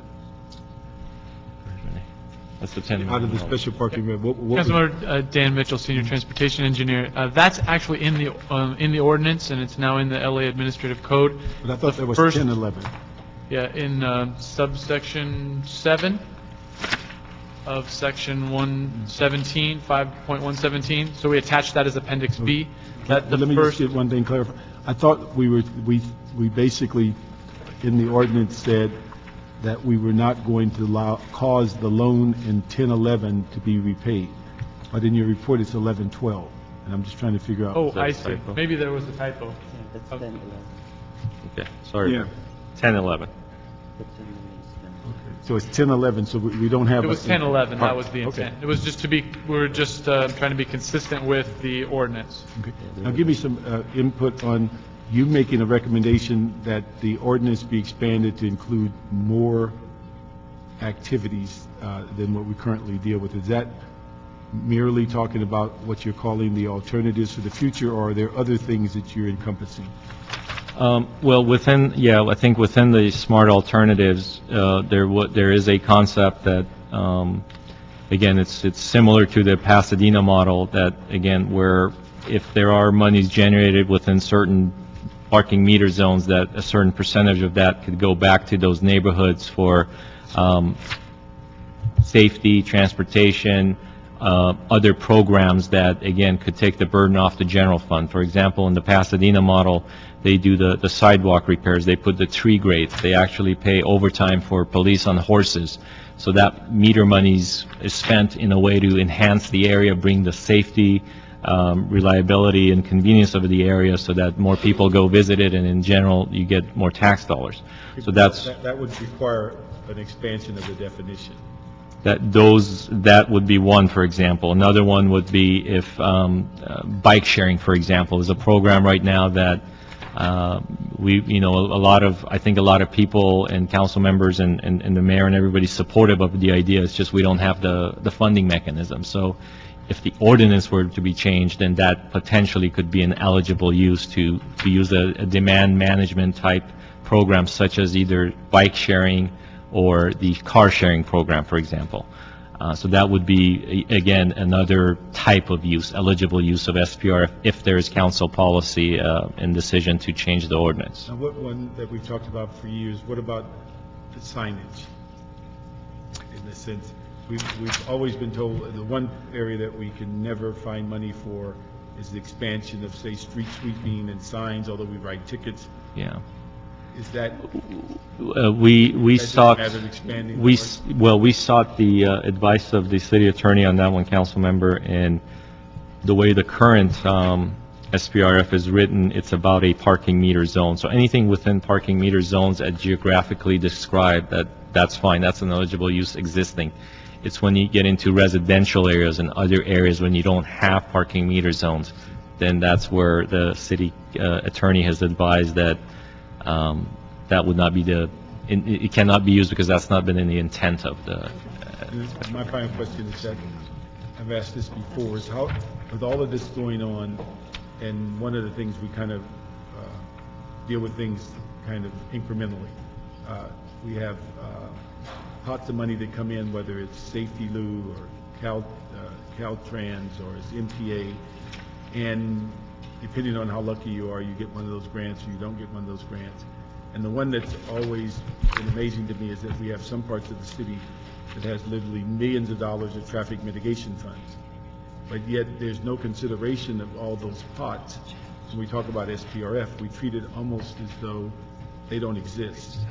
And so what I'm wondering is that how do we have the ability, if we're talking about managing this whole issue of mitigation and parking and all that, how do we create a plan and not consider where pots of money are for clearly identifiable traffic mitigation money that comes from all of this development and things that create everything we're talking about? Probably have to think about that a little bit more, but, I think when the department receives money from federal grant or TG funds or Prop A, Prop C, I mean, obviously it comes with its special uses, so that's where I think we, right now, yes, SPRF has its own use in Prop A and Prop C and even worse, general fund, and that's why the department is asking for the parking permits, because we went through this changes that we did with the meter rates and the hours, and it affected all of the neighborhoods that had the pref parking. So the reason I bring it up is that if you go and kind of look at the city, and you find that, yes, Safety Lou, basically for the last couple of years, the valley got almost all of it. When you think about Prop C and A, where does that money get spent in the sense of parking and mitigation? It's generally north of the Santa Monica Freeway. And so when you start looking at how those funds, and then you have districts that are benefiting from those sources, and then because of development, they have mitigation, traffic mitigation that kind of sits in a pot. So districts that don't have mitigation and development often don't get in those discussions, but yet we spend a great deal of time of balancing out our Prop C, Prop A, Safety Lou, and others to address the same issues in the same places that have a significant amount of funds. So it's somewhat of an unfair issue that if you don't have these funds available, you then also are competing and often losing to districts that not only have the abundance of funds, but also getting the abundance of the funds we're competing with. So that's what I want to make sure that DOT begins to look at. And although, it's a matter of trying to figure out what's a fair balance for the city. And if we look at funds across the board, then that's something that we should be figuring out. How are they being expended? What districts are being treated fairly? Which ones are getting generous? What are the other sources?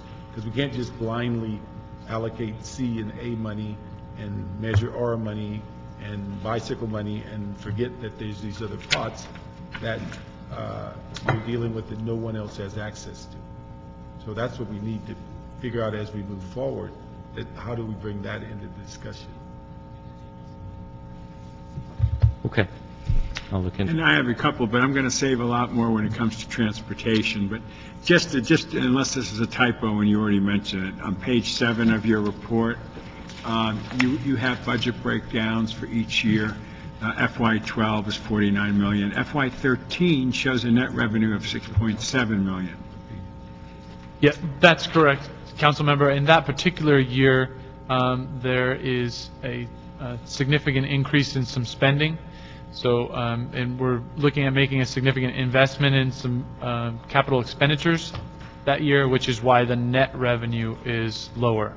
I understand, but, if it's 10 million and 13 for capital expenditures, and in year 12, it's 8.4 million, that'll make up for a few of the million, but I just haven't been able to, in my brain, come up to... Contingency. Yeah. There's also The contingency There's one. also a $2 million contingency that's been added for FY13. Yeah. That But reduces the net revenue. Is there a particular reason why FY13 gets hit a couple of times like that, rather than 12 or it's 14? Well, I think in general, we tried to program some of the improvements Yeah. outside of this next immediate fiscal year because of the budget situation we're in. So we looked at programming that starting in the following fiscal year, if it Yeah, made that's good sense. planning. I just wanted to make that on the record that Yes. you put that out there. But even more importantly, to me, the total revenues and the net revenues are not that impressive citywide. And I think it's in part for two reasons. One, the districts that do have meters, in some streets where meters would make sense, it has not been addressed. And obviously, CD12 and CD7 have no meters at all. And they should have meters, both groups, in different areas within those districts where we have meters similar to that in other parts of the city. I just want to make sure, as we continue to study this in transportation, I'd like to know why CD7 and CD12, I want to know where we would put them, how we would put them, and move forward with it. And I'd be more than happy to make that a public issue if I need to make it a public issue, okay? So don't hesitate to be a little more aggressive on looking at potential areas where meters could go in existing districts and in those two districts that don't have any at all, okay? I just want a better scrubbing of that particular dynamic. Thank you, Councilmember. We will look at that. And we did include in the program expansion of 500 spaces per year.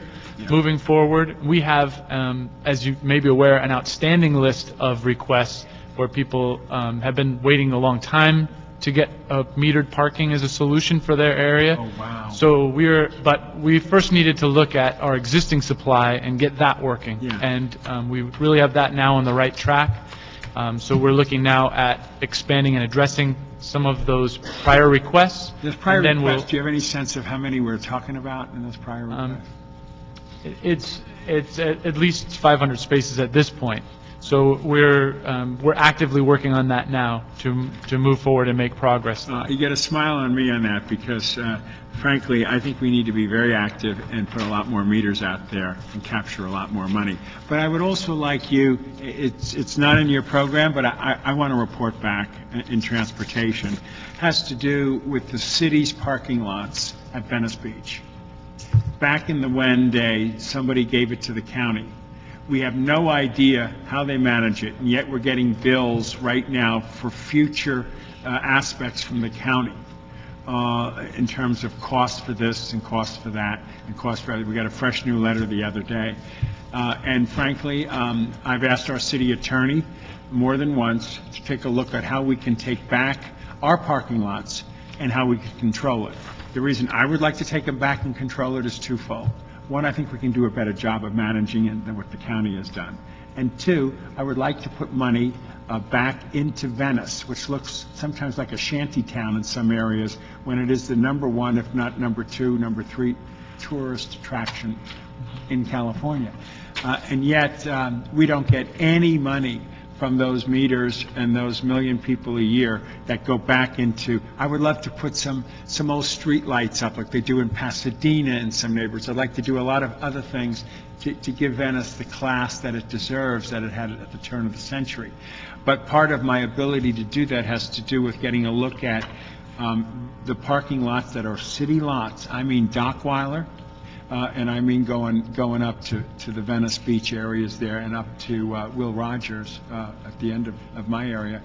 of those revenues. I'd like to take a deep breath and see what we get on those revenues from the county's latest request for monies out of our city. And most importantly, I would like to take it all back and allocate to them some money, and I'd like to take some of that money and pump it back into the Venice community. So I'm not asking this for the next report, okay? It's going to take you time to get it together for that, but I want to go on the record right now. I actually think Councilmember CAO, if I'm not mistaken, did a report on that particular item, because you brought it up and we provided I've been bringing it up information. for years now, yeah. Good afternoon, council members. Janice Chang, Office of the CAO. There was a report that was produced a while ago. I'll find the information for you and bring you that information, and then we can discuss. Okay, go back to a fresher day, because the county has just hit us up for more money. Okay, we'll contact your office and it's find out some extremely information. significant that we understand what the county's asking out of us and what the whole real picture is of those lots at this point. We're triggered by the reality of them setting us bills going forward. Okay. And I know those parking lots are full all summer long and many other times of the year, and I'd like to get a better appreciation of it. Okay. Thank you. Let me ask you, can you kind of give us a little guidance? Because we just got this report today. Yeah. What are the changes that are Sure. made? Let me just quickly go through you. So I think on page, well, obviously the date, February 7th versus February 4th. On page 2, Now, did we correct, first of all, did we correct that what fiscal year? that was- Councilmember, if you could just point us to which page that was on. I couldn't, the references I found to that $10 million all listed fiscal year 10-11. They were on page 4. The,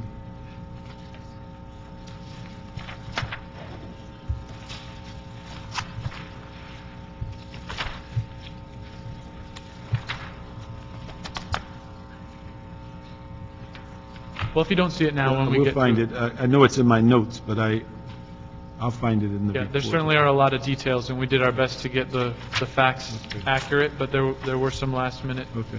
So I'll go ahead and read for the record the revisions. On page 2, under recommendation 2, the word technical has been stricken out to make adjustments to the 5-year operations and maintenance plans consistent with the future approved budget for fiscal year 11-12 as necessary to implement the intent of the budgetary and policy actions of the mayor and council.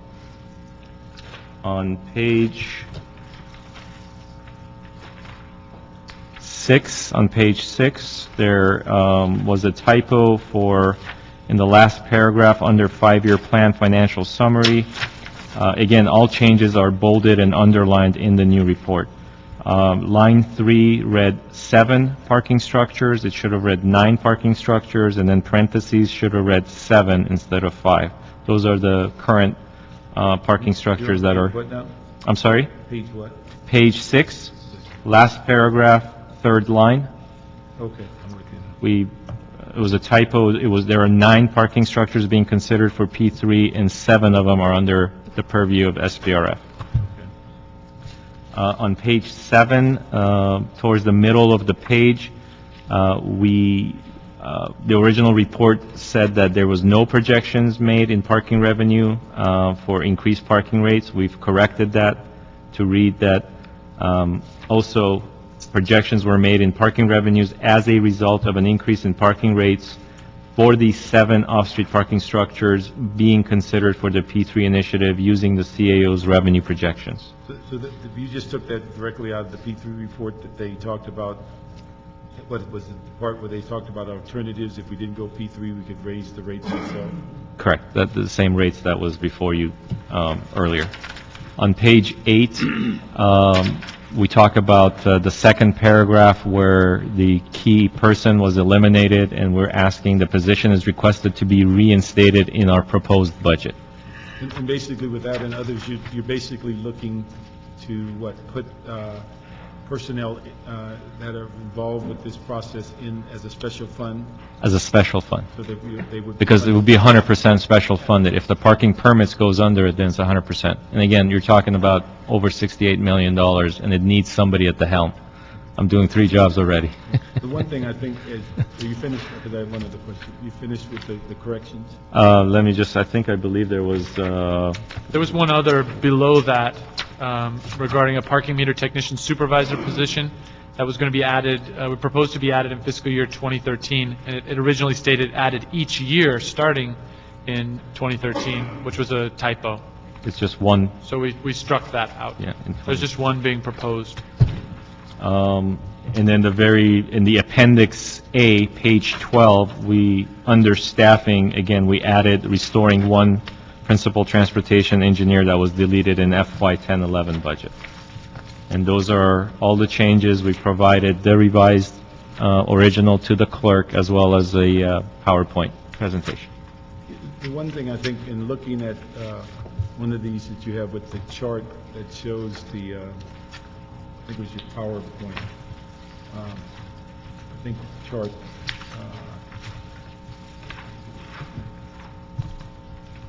the chart, it's on number, I guess, 14 and 15. The one thing I think we have to emphasize to make sure people understand what that represents is the first indication when you look at it is that we're going to spend close to $60 million and not make but about under $10 million profit. But I think what has to be emphasized is that what you're showing us is all the things that need to be done to keep the meters and parking lots to state of the art. That's what you're saying the budget is. You have to spend this if you're going to have this revenue generation in the city. And you got to keep investing in that revenue generation. Absolutely. That was our intent, to lay out that program moving forward. And toward the end of the 5 years, we get into a situation, speaking especially for the meters, where we get into, now we've completed those delayed improvements that were left so long, and we can start into a rolling program where we never get into that situation again. Yes. We spend an incremental amount every year and bring things up to standard. So you're going to have a plan replacement program. Right.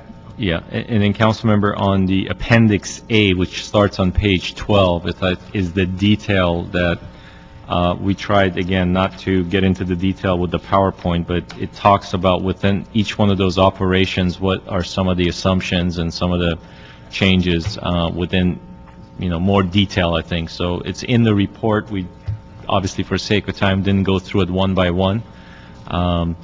But as I believe as the request was, we were able to have at least one discussion with the CAO, and I don't know if the intent is for you to have the CAO provide their own report.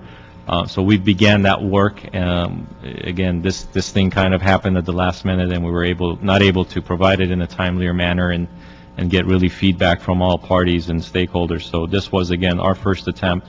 We did have at least one meeting with the CAO going over the line items, and just wanted you to know that. Let me ask if we could do something.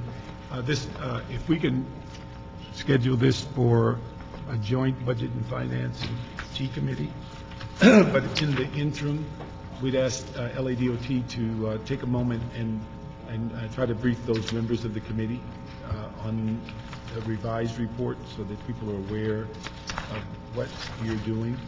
And the second thing we'd ask is the CAO, CLA give us some analysis of the amended report, so when it comes to the joint committee, we'll have more information as to their perceptions and perspective of this plan. And so we can, and we were asking, when we go to T committee, we do a joint T. Yeah, I think that's the best way to do it. We get T committee and budget committee, and we take a deep breath and we look at everything. There are a lot of people that will be interested in this report, so whatever you come up with as the revised that we'll end up working with, I want to be able to put it on my website and get the word out, and when we do the joint committee meeting, we get a discussion going. I mean, it's clear enough from where I'm coming from. You've heard me. I haven't pulled any punches today on the issues that matter to me. The first thing I want to say, you've done a great job in putting together a plan. I'm very grateful for it. I actually believe that there are partnership relationships, like I gave you as a potential example, that is part of thinking in the future and thinking out of the box, and we have to do that. There are a lot of people with lots that if we could work a deal, they'll get money, will get money, and the constituent, most of all, will have a convenient place to park.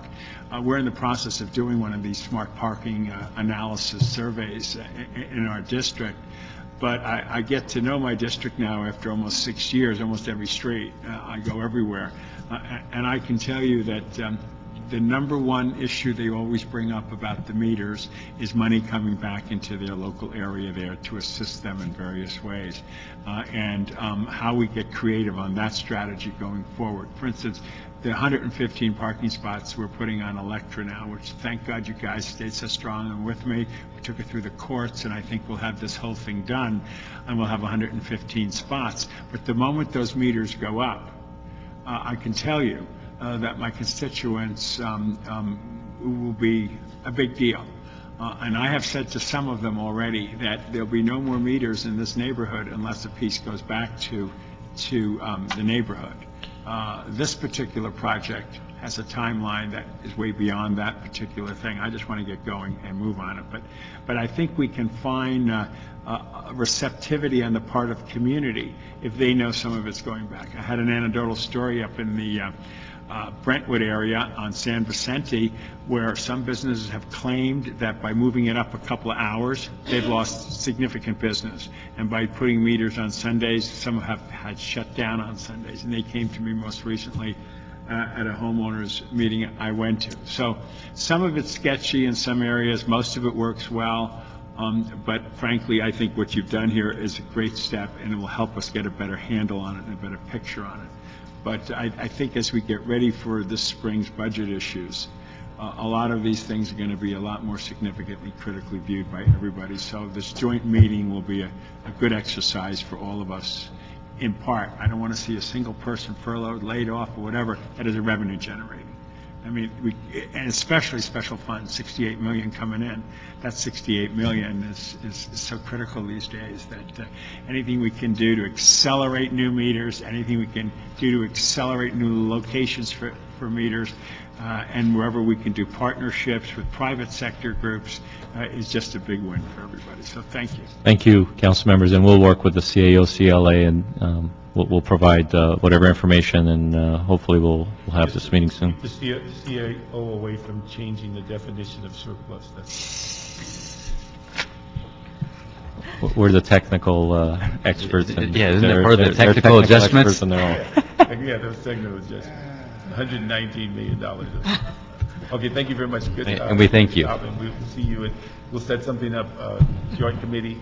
And those questions we've asked, if we can, we don't want you to chair the reporter part, but if you can do supplemental to answer some of those, it'd be helpful. Thank you. Thank you very much. That adjourns this meeting. Great. Get this done. Today's budget done.